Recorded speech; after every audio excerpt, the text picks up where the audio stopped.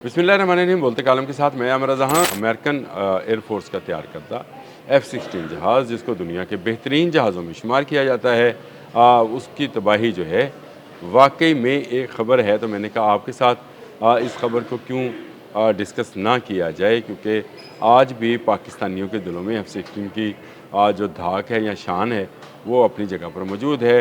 Iran America जंग के अंदर बहुत सारे जहाज़ जो हैं वो तबाह हुए, जिनमें F-35 जो 5th जनरेशन का स्टेल्थ टेक्नोलॉजी से का हामिल जहाज़ था वो तबाह हुआ। कई C-130 गए, कई CW-135 गए। कई किस्म के जहाज़ और ड्रोन्स जो हैं ईरानी मिसाइल्स का निशाना बने और गिरे। लेकिन F-16 जो है बचा रहा।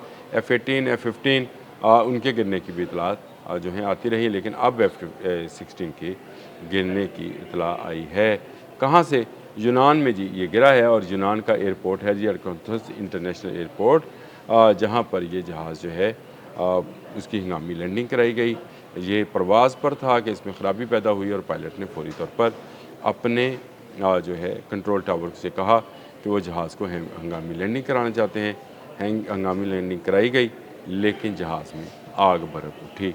पायलट खुशकिस्मती से महफूज रहा, लेकिन जहाज़ जो है जलकर खाक हो गया। जब बुरे दिन आए तो इसी तरह के वाक़यात पेश आते हैं। अमेरिका के शायद एयरफोर्स के बुरे दिन शुरू हैं, क्योंकि मैंने कुछ देर पहले ही M29 के बारे में बताया था कि स्टेल्थ टेक्नोलॉजी का जदीद तरीन ड्रोन जो है वो भी ईरानी मिसाइल्स का या ईरानी एयर डिफेंस का सामना नहीं कर पाया था, और बोश शहर के ऊपर जो है उसको गिरा लिया गया था।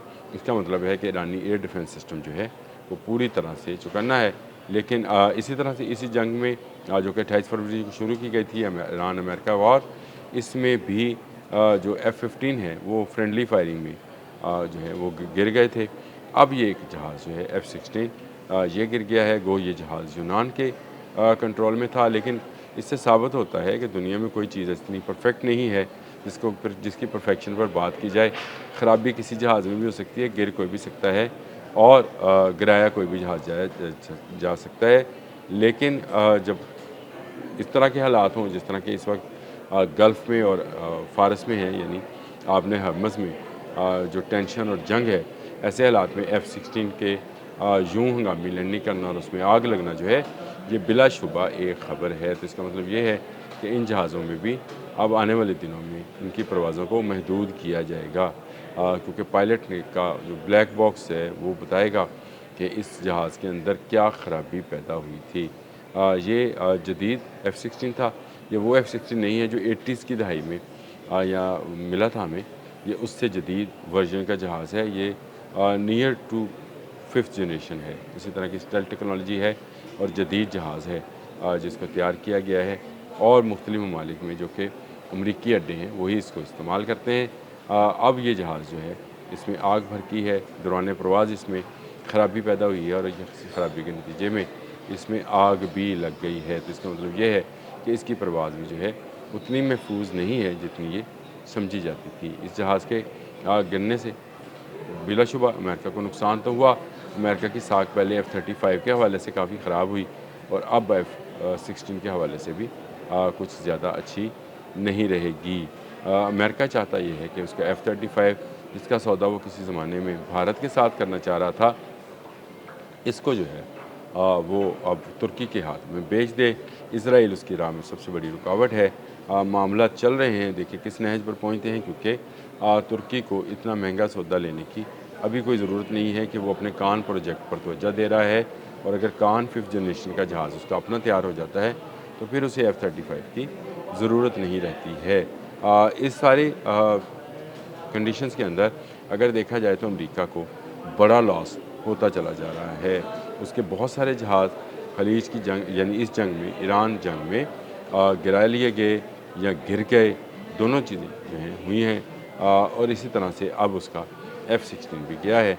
तो अमेरिका की वो जो एयरफोर्स की धाक है वो भी आहिस्ता आहिस्ता ख़त्म होती चली जा रही है। लोगों को पता चल गया है कि 5th जनरेशन का जहाज़ भी जो है किस तरह से इंफ्रारेड के ज़रिए गिराया जा सकता है, या रडार में क्या तब्दीली की जाए तो ये जहाज़ जो कि इसलिए स्टेल्थ हैं कि ये रडार में नज़र नहीं आते हैं, ना नज़र आने वाले जहाज़ कहलाते हैं, या बहुत छोटा ऑब्जेक्ट जो है वो नज़र आता है, इनको पकड़ना आसान है। तो अब F-16 की आग जो है ये पूरी एयरफोर्स को एयरफोर्स की कमाई को जलाकर खाक करेगी, क्योंकि F-35 की साख पहले ख़राब थी, F-16 भी गया, F-18 F-15 भी गए, तो अमेरिका के जहाज़ आहिस्ता आहिस्ता जो हैं वो अपनी कदर खोते चले जाएंगे और इसकी जगह पर चीन और रशिया जो है अपनी मार्केट बढ़ाएगा।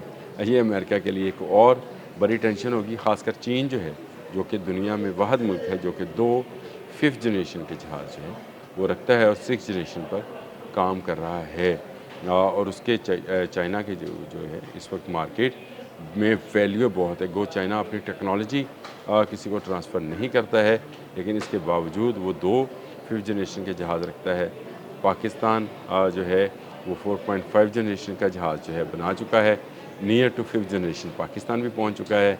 इस तरह से देखा जाए तो अमेरिकन जो एरोनॉटिकल इंजीनियरिंग या एरोनॉटिकल बिज़नेस है वो आहिस्ता आहिस्ता कम होता चला जा रहा है। भारत को खैर उसने खुद इनकार कर दिया, क्योंकि भारत ने राफेल के साथ जो कुछ किया है और जिस तरह से उसके शेयर्स ड्रॉप डाउन हुए हैं, उसके बाद से दुनिया के बहुत सारी जो कंपनीज़ हैं वो भारत के साथ कोई मुआहदा नहीं करना चाहती हैं, क्योंकि उस मुआहदे की सूरत में उनकी कंपनी को लॉस हो सकता है। भारत में ऐसे पायलट, ऐसे तरबियत याफ्ता पायलट्स और अमले का रकीन मौजूद नहीं है जो ऐसे जहाज़ों को, जो 5th और 6th जनरेशन के जहाज़ हों, उनको हैंडल कर सकें। उनका अपना त्यारा जो है जिसको वो बना रहे थे वो भी तबाह हो गया, उसको रोक दिया गया।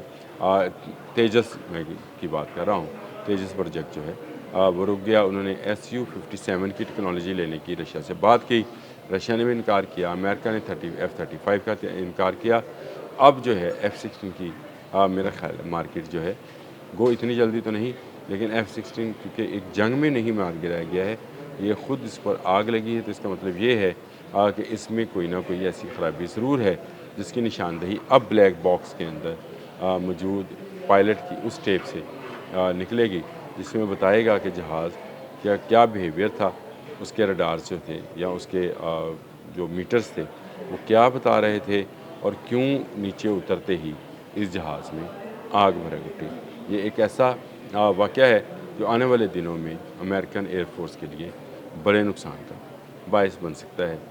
इंडिया के जहाज़ जो हैं वो पहले ही तबाह हो रहे थे, अमेरिका के जहाज़ भी तबाह हो रहे हैं, तो ये मेरा ख़्याल है ईरान के लिए तो बड़ी अच्छी खबर है कि ईरान ये समझता है कि उसकी जो एयर डिफेंस सिस्टम है वो इन जहाज़ों को गिराने के काबिल है। F-16 बचा हुआ था, आज उसको भी आग से उसकी तबाही हो गई।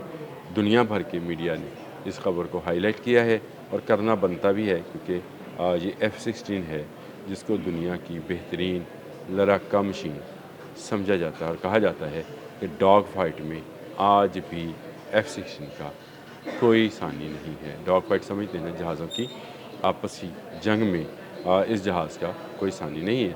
और अब ये F-16 जो है यूनान में अर्कथस जो एयरपोर्ट है उस पर जो है इसमें आग भड़की है, फ़ज़ा में ख़राबी पैदा हुई, ज़मीन पर आग भड़की।